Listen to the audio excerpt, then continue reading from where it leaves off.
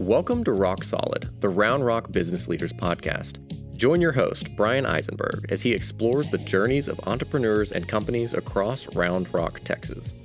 From startups and nonprofits to large organizations, each guest shares their passion for doing business in this thriving community. Let's dive in.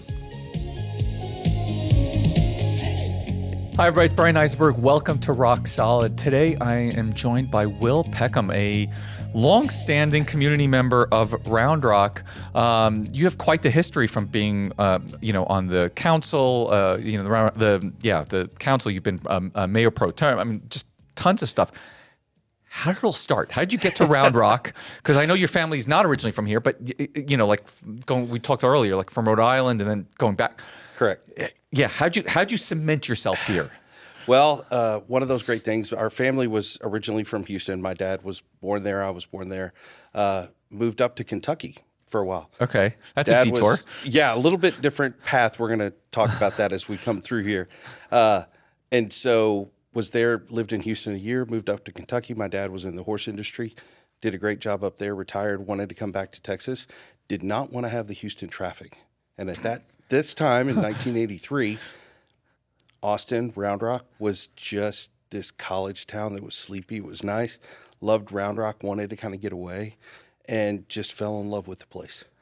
I have a question about that. In 1983, that's when they started the super highway funds, correct? And just around that time period where they expanded all the lanes, and Austin said no. So there wasn't traffic. There wasn't as bad traffic. MoPac ended at 183. Yep. And it was a loop that wasn't a loop. So there was a lot of good things kind of happening at that time, but also a lot of different things happening. So back again, we come to Round Rock in 83. Dad retires, likes to travel. Mm-hmm. So he got Round Rock Travel and opened that. Okay. And then I went to Westwood High School, graduated from there, went to A&M, and then moved back here. Because for better luck, this is my hometown. This is where I've lived the longest. This is where we are, and Dad just felt this, and Mom both just felt this, attachment to here. And one of their big things that they always taught us, all of the kids, I've got 4 older sisters, you give back. Mm-hmm. Because Round Rock's been great to us. So why don't we give back to them? And so then it just started, well, how do I get that next step? Where do I get involved? So local A&M club, which does scholarships for kids. Back to one of those things. My dad didn't graduate college or high school. Mm-hmm. He's the first one to graduate college in my family. So education was always important. So I started diving in there and wanted to do that. And then former Williamson County Commissioner Ron Morrison invited me to come to Rotary. Yep. Service organization. Great group in there. A lot of community leaders were a part of the club at that time and still are. And so got into that club, and then I had all of these great older mentors, the Nancy Rabbs, the Scott Swindells, the Charlie Culpeppers of the world, just kind of grab their arm around me and say, hey, you want to give in? You want to give back? Let's start doing that. And then got involved with a little bit of city politics, I'll say. Mm-hmm. And part of that was through Leadership Round Rock. Yep. The Ascend program, the Chamber of Commerce, starting to get involved. And then the Ascend class, I'm going to kind of go through this long tangent real quick here, and I apologize.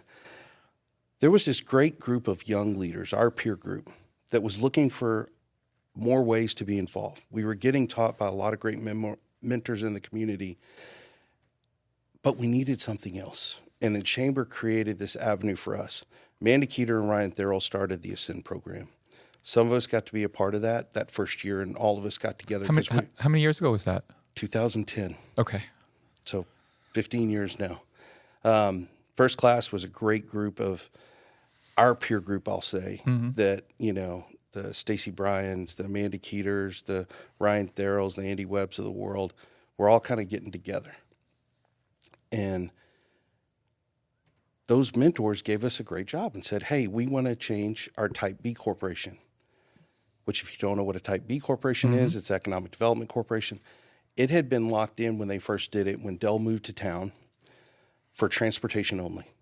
And they wanted to change it where we need to start moving some of those funds over to economic development. But it had to be a ballot initiative to vote on it.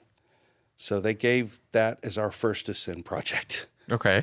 None of us had ever figured out what is a general purpose PAC, how do you do elections, how do you get votes, what are push cards, what are all these things. And so I got to be the treasurer of that campaign. I will just say, give you a heads up, it wasn't successful. Mm-hmm. We lost by 29 votes. That's painful. It is a little painful. But we learned, but that entire peer group learned so much from that. We all got to learn, how do we raise money? How do we help do these things in our community? Luckily enough, the community came through with another election, came back through with that Type B election, but also added on hotel motel tax at that time and created the sports center. Okay. So a lot of us got to work on that campaign as well.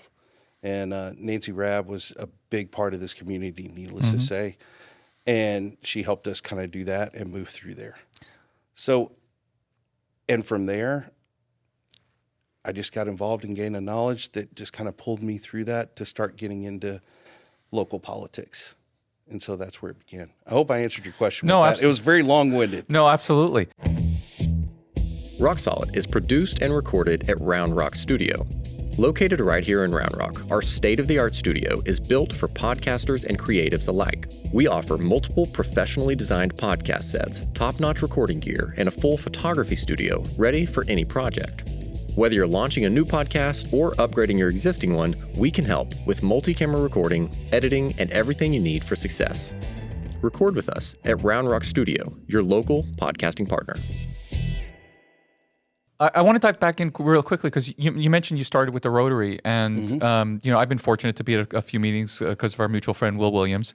But I don't think a lot of people even know what Rotary is, what Rotary does. So can we just step back and explain that? So Rotary is a just service organization that is all about making a difference in the community. Rotary International, it's an international organization. Got clubs all over the world. Their big push is for polio eradication. Okay. Which they've done a phenomenal job throughout the entire world of making sure that that happens.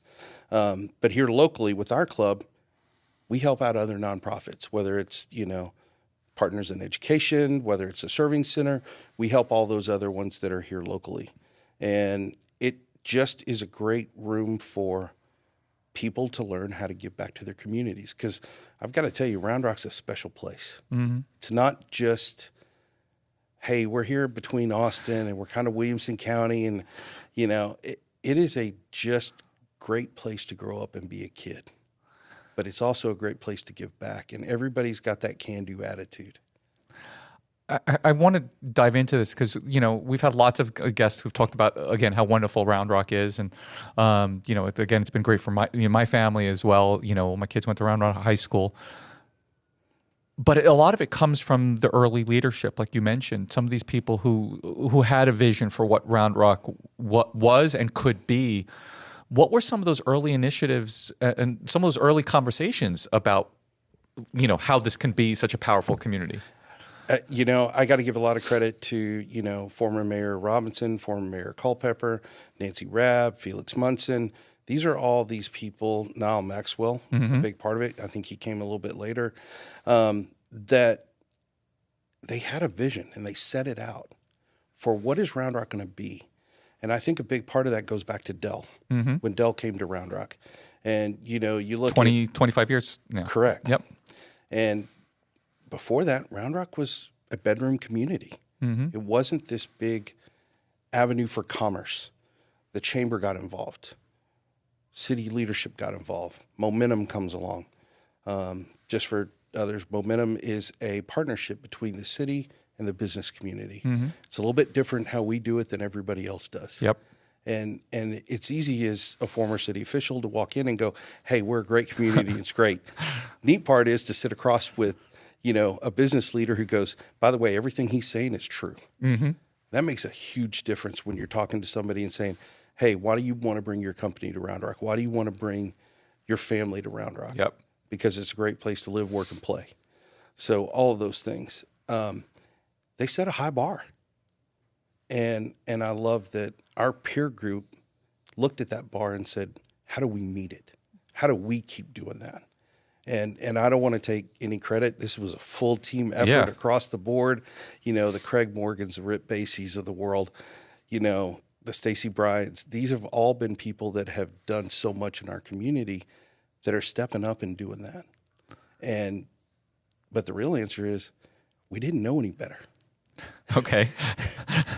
and what I mean by that is, I'll tell you the story about, Jim Bowles and Nancy Rabb start the local YMCA. Mm-hmm.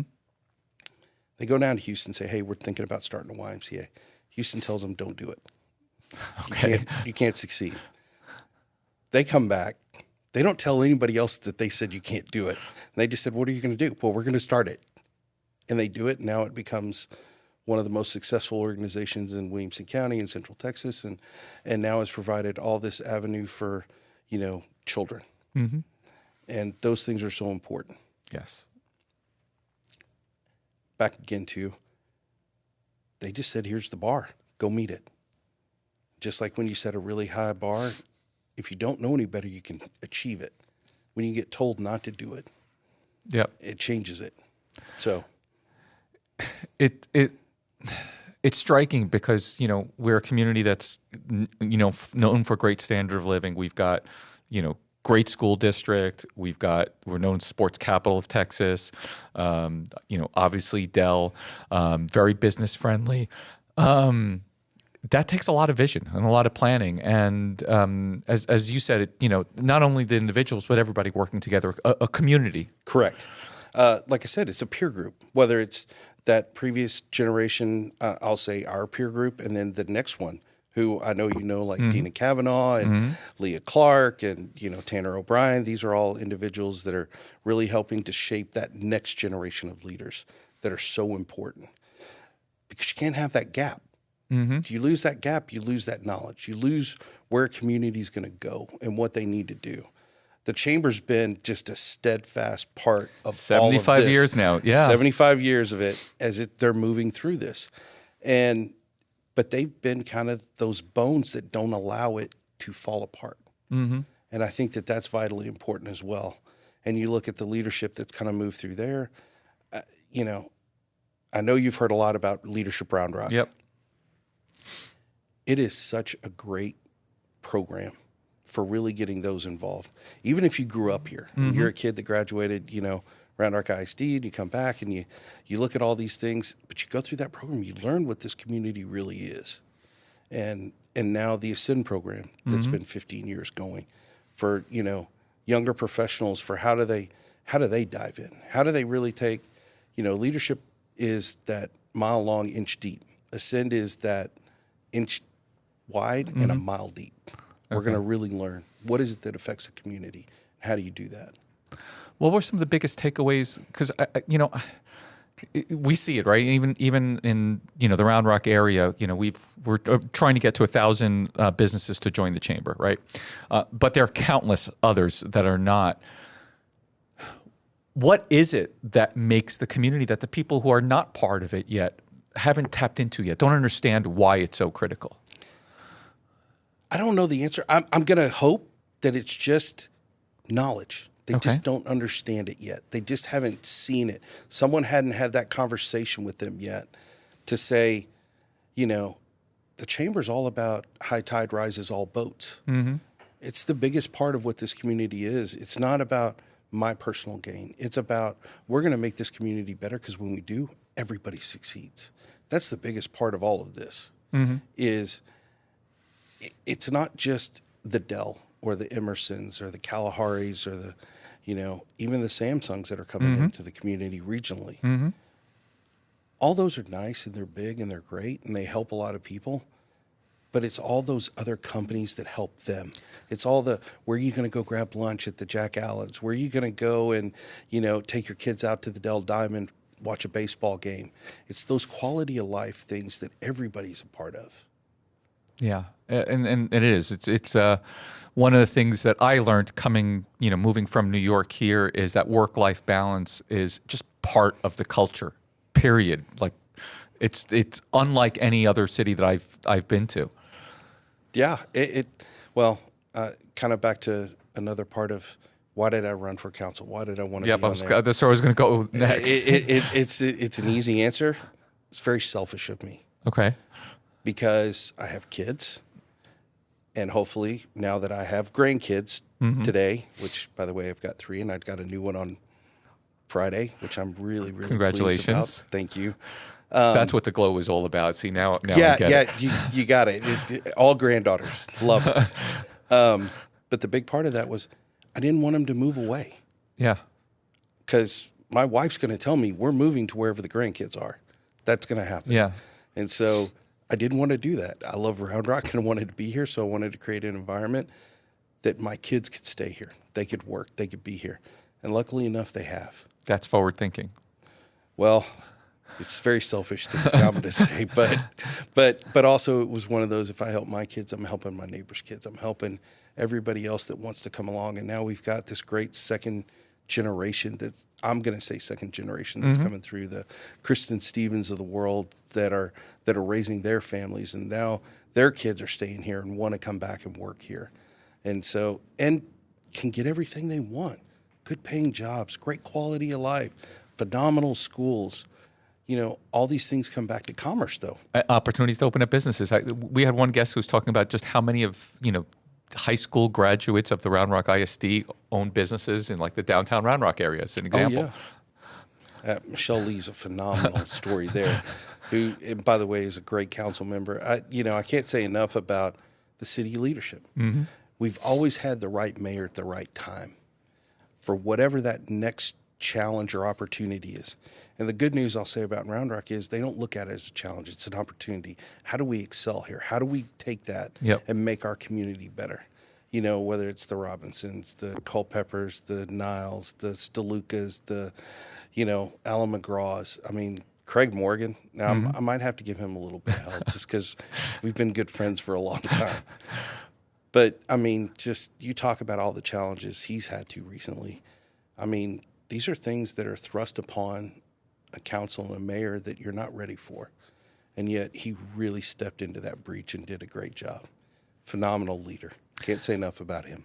Let's talk a little bit about what it looks like day to day as a council member. Because again, most people aren't aware of what their council people actually do for them at the local level. Well, the first thing is it's not a full-time job.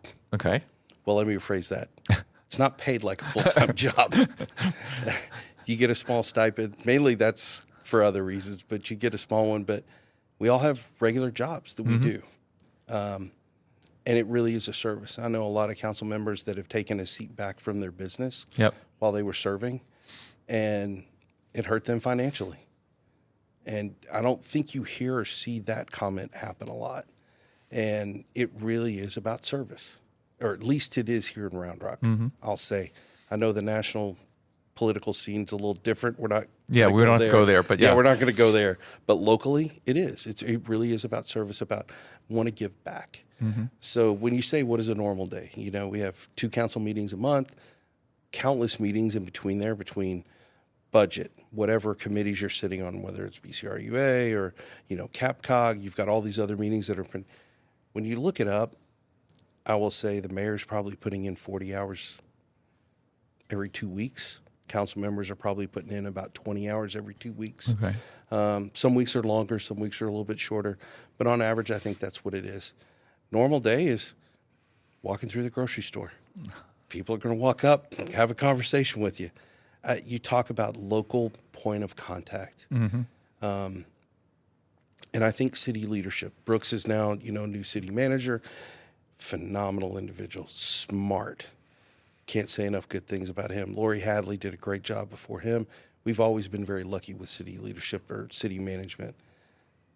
They're very open to hearing. The way the council and the city management works together, everybody knows their role. They don't get out of their lanes, and they stay within those lanes. And I think that's what makes Round Rock very successful.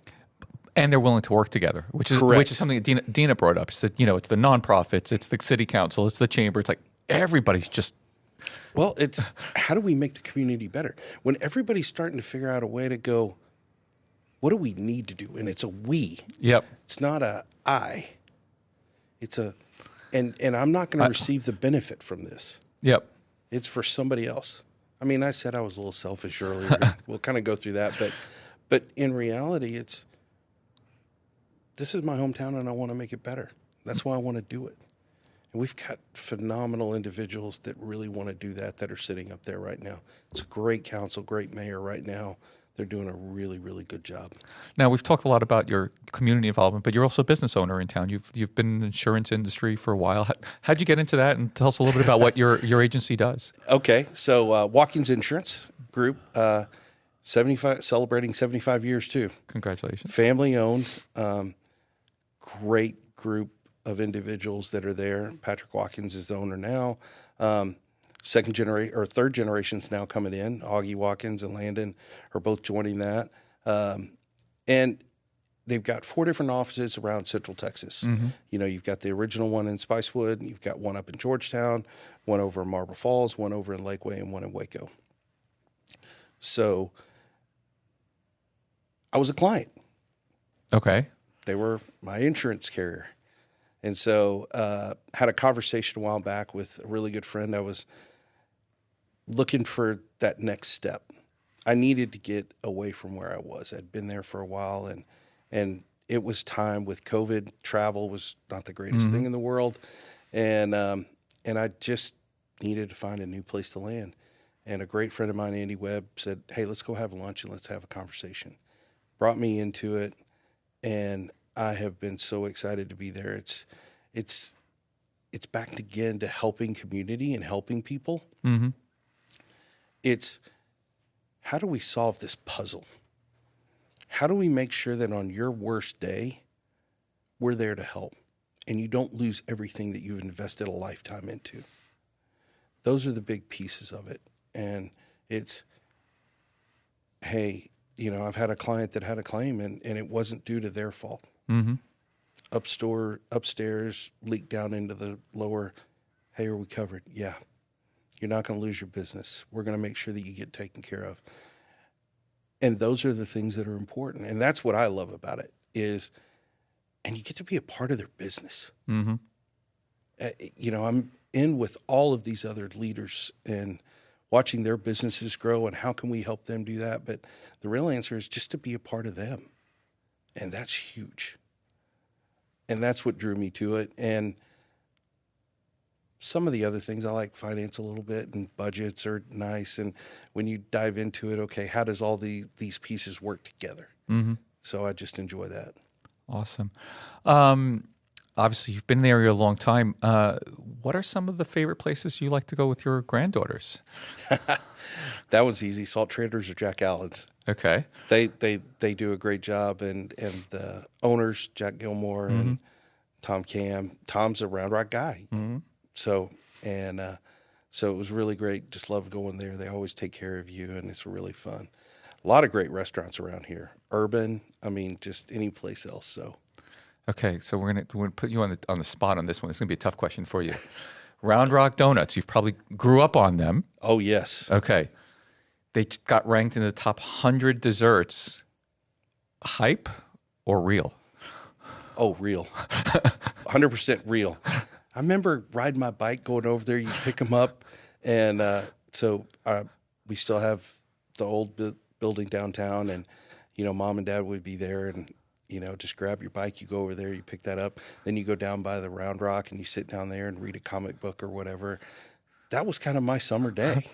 It was great. So I'm not going to say hype because they are outstanding, and everybody comes through here looking for them. Absolutely. I'm going to get you a little introspective here as kind of a final question.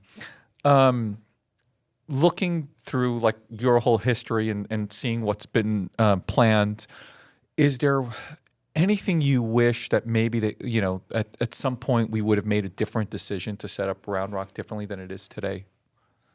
Or something you'd like to see in the future?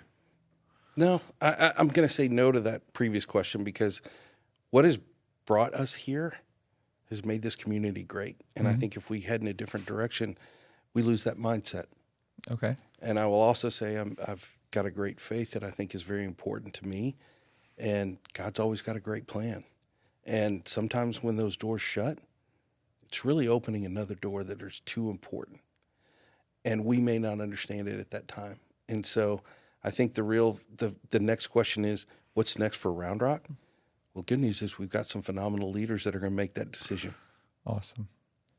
If people want to get in touch with you, what's the best way for them to connect with you? Find me on LinkedIn or Watkins Insurance Group. Go to the website. There's a way you can find me there and check in there, and be happy to talk to anybody.